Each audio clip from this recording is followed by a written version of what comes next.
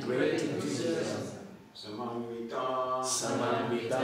qualified. Siddhi, imperfection.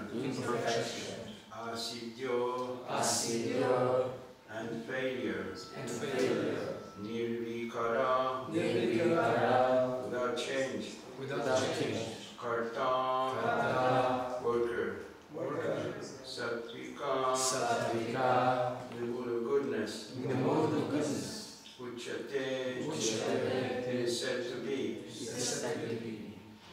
Translation. One of the forms is duty without association with the world's material nature, without false ego, with great determination and enthusiasm, and without wavering in success or failure, is said to be a worker in the mood of goodness. Purport by His Divine Grace, Prabhupada. A person in Krishna consciousness is always transcendental to the material laws of nature. He has no expectations for the result of the work entrusted to him, because he is above false ego and pride. Still, he is always enthusiastic till the completion of such work. He does not worry about the distress undertaken. He is always enthusiastic. He does not care for success or failure. He is equal in both happiness and distress and happiness.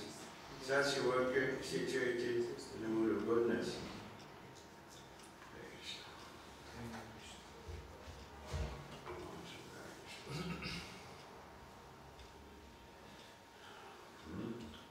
So, of course, you can see this purport. We don't want to be like this. We want to be, like Prabhupada explains, we don't have no expectations for result. We are above false ego and pride, always enthusiastic, doesn't worry about distress. We're always enthusiastic, doesn't care for success or failure. Actually, we're the opposite, more or less. We are, most of us, anyway, speaking for myself, maybe. False ego is there, proud. We are, if we distribute a lot, we become like Krishna Maharaj explained this morning. He was thinking he was a great distributor. And we're proud of our success, like that. But this is high quality. This goodness here is what we're actually striving for in Krishna consciousness to reach. We all want to reach that stage, because there's so much suffering from being attached to the result. Especially when you're distributing books. So many times you're doing good, that's okay, but sometimes nobody's taking, and then you feel so much happiness and sorrow. No one was crying in the street. Nobody's taking. It's happened many times, for me at least. So we're not on that level, but Krishna consciousness is there for us to come to that high platform, this transcendental goodness. So we have the process explained to us. It's explained by Rupa Goswami, Ado Shraddha Tato Sarvasangata Vajjana Kriya Tato Anartha Nivitti Tato Nishtaro Chistata. Starts with Shraddha. You have to have some faith. Faith means you think the process works. Listening to the lecture of Prabhupada talking about this verse. Shraddha means you think it's going to work. You don't go into something that you don't think is going to work. So that's why we're here. We think it works. And we might have some little taste of some proof of that it works, proof of the cutting. It may work. Because we're getting to see that we may be advancing. So this is Shraddha. First there must be this Shraddha. and then Sadhu Sangha. And then this faith brings you to similar people. So if you have faith in Krishna consciousness, you want to go where there are other devotees. In the lecture Prabhupada was talking about, there are so many associations. He had seen a pamphlet or a book or something about the Diabetic Society. They had a magazine and paper every month. So he was talking about, he was amazed about this Diabetic Society. All the ones in America. They had diabetes, they are in this organization, they're paying some money and getting some books or newspapers, and getting together, meeting, talking about diabetes. But what, it doesn't bring them to a higher stage by that. So we are not like that. We are a Krishna conscious society. We are not diabetic society, even if we have diabetes. We are a Krishna conscious society. So we are different. We don't deal with other things like that. So that's why Sadhu Sangha is there. We want to come together, meeting others. That's the first thing. When you first meet devotees, you maybe talk to somebody, and then there is a temple. You want to go there, and they serve nice food and everything. So getting attached to halava and maybe kirtan, nice people at the temple taking care of you. So this is Sadhu Sangha at the beginning. And then you start the process. The process is explained by Prahlad Maharaj. When Hiranyakashipu, his father, asked him, "What have you learned today in school?" Then Hiranyakashipu, everybody knows, he's a demon. But Prahlad was speaking, saying, "Shravanam Kirtanam Vishnu Smaranam Vaichanam Vardanam Dasya Sakyam Atmaniveda." So he says, Smaranam, you have to remember Krishna, Smaranam, Kirtanam, singing the glories of the Lord, Archanam, worshipping, Vandanam, praying, paying obeisances, Atmanivedanam, giving up everything. At the last point, you have to give up everything. That we cannot do now. I listened to a lecture by Prabhupada. I had a marathon before I came here. About 3 months I listened to 2 lectures by Prabhupada every day. I can suggest it's a good thing to do. To get really Krishna consciousness. But Prabhupada said, what was I speaking about? What I learned in school. Yeah. I was another thing. Why did I talk about Prabhupada? We have to abandon everything at last. Huh? We have to renounce everything. Yeah, Sadhu Sangha, yeah. You have to excuse me, I'm an old man. Get a little confused sometimes. The Prabhupada was speaking, Prabhupada was speaking about himself.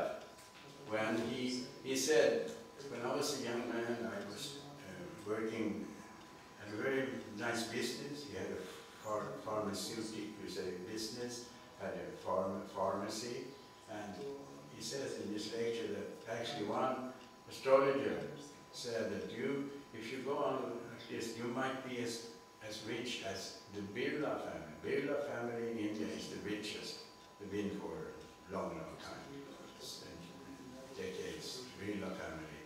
One thing is the Birla family, they have so much money, but they actually are kind of devotees. This is between. But they're building temples all the time. There are Birla temples everywhere in India because they know the money is coming from Krishna. So they're temples to, to show their gratitude. So that, and they think that then they will get even more money. Anyway, so Prabhupada said this, you can become as rich as the Builder family.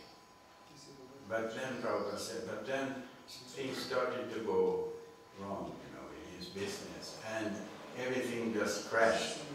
He had nothing. And Prabhupada says, I was forced to become a devotee. So the whole thing happened. That it's different.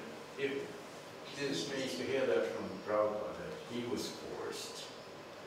Anyway, Prabhupada said he was forced. So sometimes we might experience that also. We're forced to surrender to Krishna.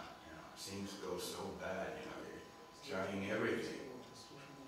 Might be trying education, trying to work, trying to become a rock star, everything is fake, The only thing left is become a devotee. Okay. So that's good. That's why it's very strange sometimes. There's so many intelligent people, like sometimes you think that they got a high IQ, they're professors. I met so many professors in universities and this and that, in theological departments, professors, and they don't become devotees. This is very strange. Why? They get a high IQ, I used to go in one town in Uppsala, in Sweden, university town. I was there. First I got to know one teacher, so she invited me to come to her classes in theology. They studied Christianity, Hinduism, like that, and Islam. So I came there and talked about Krishna consciousness. So, but professors were sitting there. One professor was sitting, listening to me, and he just fell asleep, Sometimes we do too. But he didn't want to listen. So, exalted personality, speaking nice words, And I was there speaking very simple. But he didn't want to listen like that. There's one verse, Brahmananda Brahmatikona Bhagavan Jeev Guru Krishna Prasad Pai Bhakti Lata Beach. So, to become a devotee, this is explained in CC.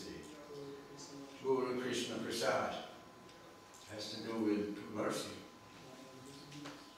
So, some or other, we've gotten this mercy. We have this little media, this little seed of bhakti. We had some Shraddha in the beginning, associated devotees, some or other. We're interested in Krishna consciousness, we're chanting, reading Prabhupada's books, living like devotees. It's a mystery. Not the Prabhupada has so many intelligent professors. Maybe you've seen videos from Los Angeles and like that. Teachers coming, speaking to Prabhupada. They were a little, interested, but they never became devotees. And Prabhupada himself was not that kind of intellectual academic. It's not. He was speaking very simple and simple writing. Not simple, but not in that sense, but not very complicated, not very academic. But his Krishna conscious, 100% Krishna conscious. When you read, many have that experience. I read so many Gitas, this and that. But when you read Prabhupada's Gita, it was completely different experience. So and then you get some Shraddha. You get the Shraddha, this is something, this might work, And Sadhusanga, Bhajana, Kriya, you engage in Bhajan. Bhajan actually means chanting, singing, glories of the Lord. Actually means searching for Bhajan. We are, in our tradition, we are called Rupanugas. Rupanugas Vaishnavas, they're followers of Rupa. Prabhupada says in the lecture, we are followers of Rupa Goswami. So why we are followers of the six Goswamis, especially Rupa Goswami. So they did bhajan. They did bhajan searching.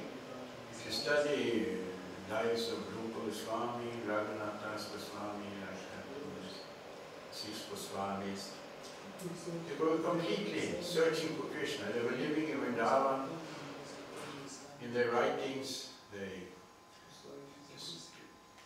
running around like completely transcendental madmen, looking everywhere for Krishna. Are you behind this bush? Are you behind this tree? That is madness that, just like Mahaprabhu in Puri, also running around looking for Krishna everywhere. So they were on that level. So we are followers of Rupa Goswami and the six Goswamis. Like when Prabhupada went to the West, he was living in a temple called Radha Damodar temple. Maybe few of you have been there. Prabhupada has a nice, very nice room. You've seen a picture of Prabhupada sitting at the table, looking out the window, and that window oversees Rupa Goswami's Samadhi. So Prabhupada, there's a story about Prabhupada got the mercy from Rupa Goswami. Prabhupada was a little hesitant of going. He had some revelation that Rupa Goswami told him, don't worry, just go. So Rupa Goswami is special. The Prabhupada was sitting in this room looking at this Rupa Goswami Samadhi. So that's why Rupa Goswami is such an important person in our tradition. So sadhu sangha, bhajana kriya, anartha nivritti means anarthas, unwanted things we have in our heart. So many unwanted things there, lust, greed, anger. So they are disappearing if we doing the process right. If we chanting nicely, if we're doing bhajan, reading Prabhupada's books, becoming sincere, these anarthas gradually disappear. And then we get another, from Shraddha, it's just initial faith, then becomes Nishtha, that is stronger faith. Then you're just convinced. If you come to that platform, Nishtha, then you're convinced, then falling down is maybe not possible, not really. But Nishtha is stronger than Shraddha, it's just initial faith, and Nishtha comes. Nishtha, and then Ruchi, taste. Then you get taste, Krishna consciousness. Prabhupada says in a lecture, at that stage when you get taste and you develop some bhava, this comes after, then you fall in love with Krishna. Just like a girl falls in love with a boy, or a boy falls in love with a girl. Not exactly, just saying in town, distribute the books, but that's what pleases Prabhupada the most, distribute the books. So everybody was waiting for that answer. If you distribute my books, everybody just...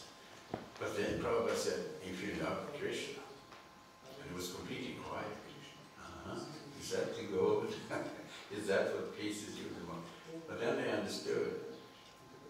It's not, you can distribute books, you can cook, you can, clean, you can, be pujari. The whole goal is to love Krishna, to fall in love with Krishna. So in this party we were a little proud, of being in that Radha Damodar party. And there was like a little different levels. I was on the lowest level. Just bad parking lot somewhere. But then they had the party going to the airports. That was the big guys. They were going to airports. They were just in suit with wig on and like that. So you get advanced up, but I just stayed on that level. I never got. Actually, I went to New York. I went to some airport, Kennedy Airport and LaGuardia, but I was not in around down.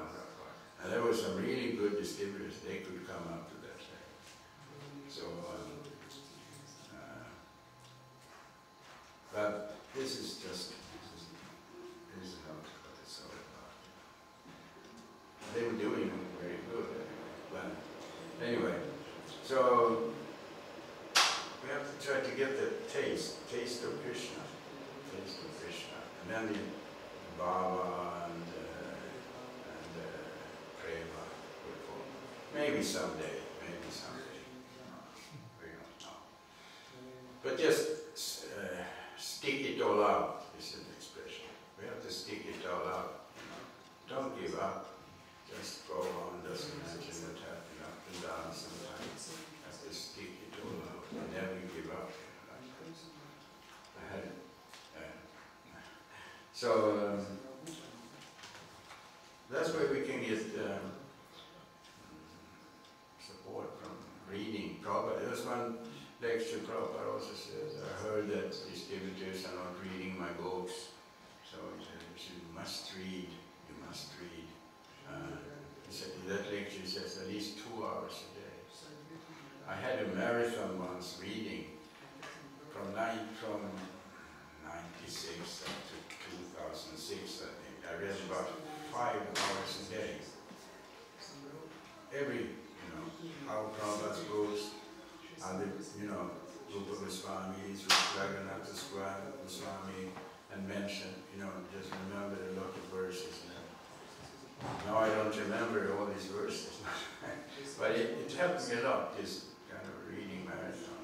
I had the opportunity to do that, so that was very nice. There's something else in here.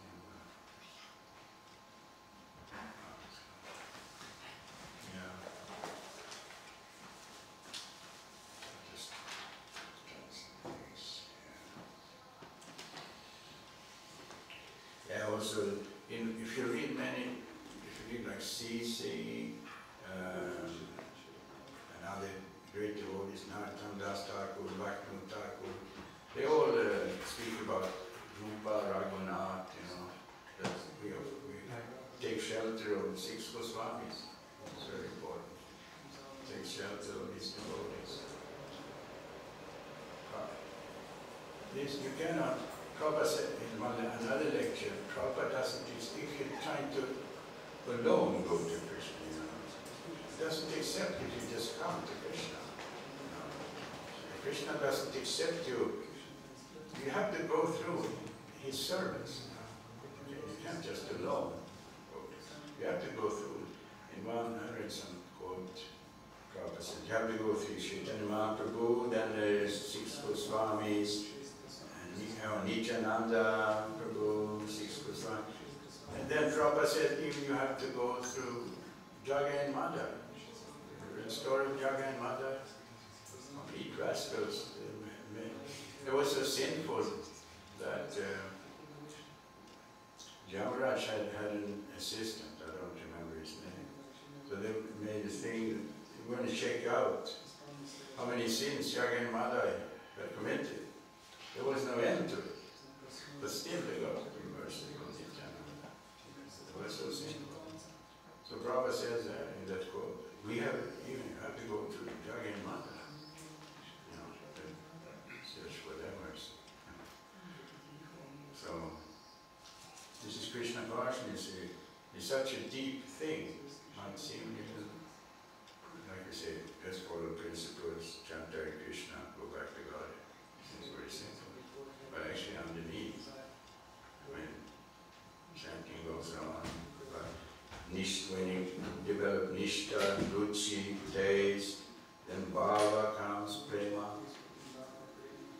then the taste comes. And then we fall in love with Krishna. So, anyway, any questions?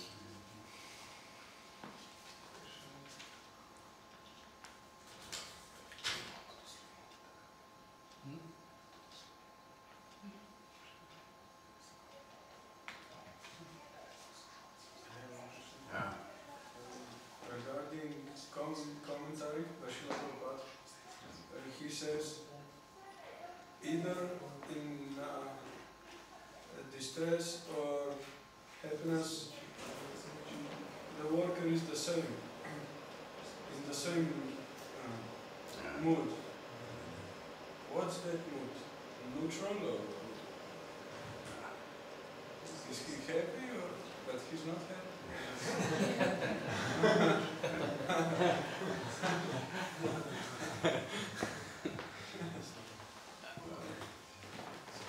It's completely above that form of happiness. So, what you said, distress and happiness, you mean? Yeah.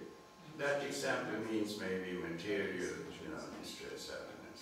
Not the devotee from Shastra, we understand the devotee, pure devotee of Krishna, is always happy. Doesn't matter what, it's always happy. And it doesn't matter what, she's happy. Even if it is outside, like in our tradition, actually if you study Chaitanya Prabhu, he doesn't seem happy all the time. He's crying, he's plainly crying like fountains coming out of his eyes. Is that happiness? It's completely, in our sense, maybe unhappy. But that's vipralambha, separation from Krishna. Just feeling this separation. And this is our mood, Prabhupada explained that. This is our mood in this movement. We are worshipping Krishna in separation. And especially in Vrindavan, if you go, the bhajans there and the chanting, it's like the harmonium. It's like a little sad, If you go to Maya, Hare Krishna, that's different. That's another mood there. But in Vrindavan is this Vipalamba mood, separation from Krishna. Like go